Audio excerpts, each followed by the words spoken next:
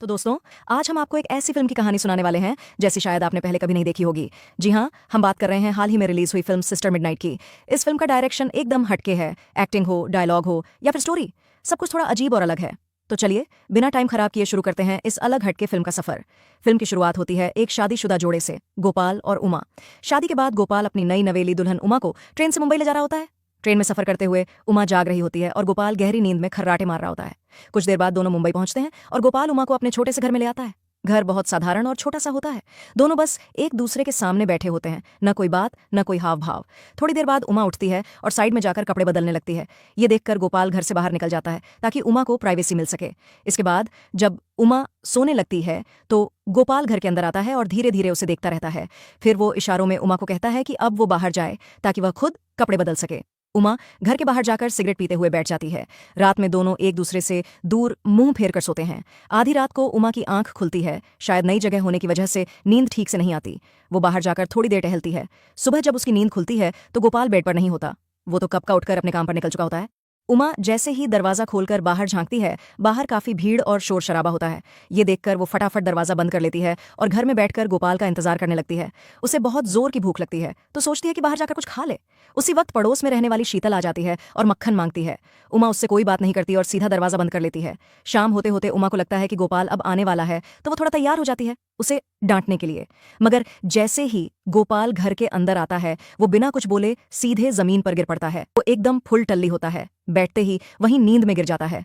उमा ये सब देखती है, फिर धीरे से उसके पॉकेट से पैसे निकालती है और बाहर जाकर कुछ खा लेती है, क्योंकि जब से वो इस घर में आई है उसने ठीक से कुछ खाया ही नहीं।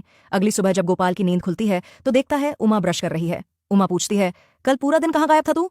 गोपाल कहता है, यार शादी नई नई हुई थी ना तो दोस्तों ने पार्टी के लिए पकड़ा और जबरदस्ती दारू पिला दी। मैं तो जल्दी लौटना चाहता था पर।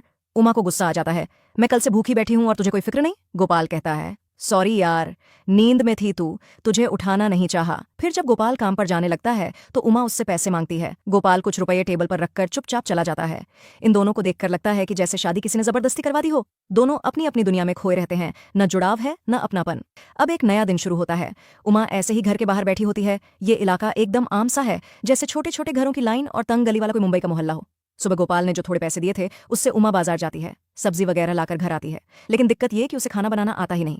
वो पड़ोसन शीतल से चाकू मांगने जाती है। शीतल एक बड़ी सी चाकू लाकर दे देती है, पर उमा को तो पता ही नहीं सब्जी काटते कैसे हैं। शाम को जब गोपाल वापस घर लौटता है तो मोहल्ले की सारी औरतें अपने पतियों को खाना परोस रही होती हैं, मगर उमा अब भी आटे में ही उलझी होती है।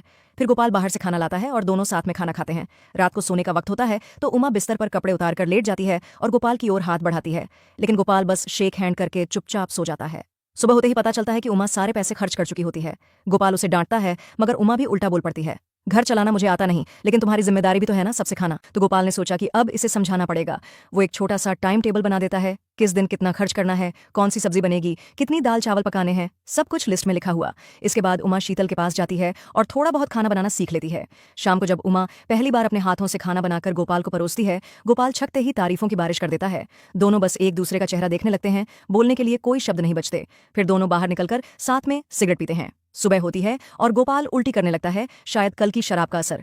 आज संडे होता है तो उमा कहती है, शादी को इतने दिन हो गए लेकिन तुमने एक दिन भी मुझे बाहर घुमाने नहीं ले गए। गोपाल कहता है, थोड़े दिन में एक शादी है, वहीं चलेंगे। लेकिन उमा बोलती है, मुझे इंतजार नहीं करना, मुझे आज ही कहीं बाहर जाना है। बेचारा गोपाल मान जाता है और दोनों एक लंबा सफर तय करते हैं, पूरे 13 घंटे का। आखिरकार दोनों एक बीच समुद्र किनारे पहुंचते हैं।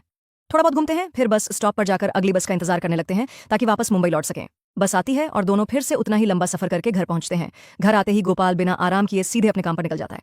उमा के हाथों में अब भी उसकी शादी की चूड़ियां होती हैं, जिनकी आवाज उसे परेशान कर रही होती है।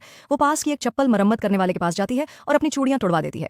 अब अगला संडे आता है। गोपाल इस बार उमा को एक रिश्तेदार की शादी में ले जाता है, लेकिन उमा वहां बिल्कुल बोर हो जाती है। कुछ देर बाद वह चुपचाप वहां से उठकर चली जाती है। अगली सुबह उमा उल्टी करने लगती है।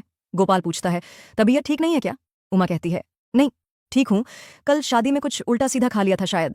फिर गोपाल काम पर चला जाता है और उमा घर में अकेली बैठी रहती है, एकदम शांत, कुछ सोचती हुई। थोड़ी देर बाद उमा एक बड़ी बिल्डिंग के सामने जाती है और वहां रखे छोटे छोटे पौधे चोरी करके एक एक करके अपने घर ले जाती है। उमा अब जो पौधे चुराकर लाई थीं उन्हें अपने छोटे से घर में सजा देती है।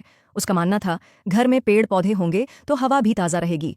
फिर वो उन्हीं पौधों के बीच बैठकर सिगरेट पीने लगती है, जैसे उसे अब इसी में सुकून मिलता हो। थोड़ी देर बाद उमा यूं ही बाहर निकल जाती है, बिना किसी मकसद के भटकती रहती है, कभी रेलवे स्टेशन, कभी गलियों में, तो कभी समुंदर के किनारे। एक दिन जब वो बीच के पास बैठती है तो आसपास किसी के रोने की आवाजें सुनाई देती हैं, पर उमा उन पर ध्यान दिए बिना चुपचाप पास की एक कंपनी के सामने जाकर बैठ जाती है। वहीं पर कंपनी का एक आदमी आता है, उमा उससे काम मांगती है। वो पूछता है, तुम सफाई का काम कर सकती हो? उमा जवाब देती है, मैं तो सफाई की देवी हूँ, काम तो कर ही सकती हूँ। इसके बाद उमा रात भर उस ऑफिस की सफाई करती है, पूरी मेहनत से। काम खत्म होने के बाद वो अपनी बाल्टी और झाड़ू लेकर घर निकल पड़ती है। वहीं ऑफिस का सिक्योरिटी गार्ड, जिसकी शिफ्ट भी खत्म हो चुकी थी, साइकिल से घर जा रहा होता है। वो उमा से पूछता है, तुम्हारा घर कहाँ है? चलो छोड़ देता हूँ। गार्ड उमा को अपनी साइकिल पर बैठाकर ले जाने लगता है। ऑफिस से उमा का घर करीब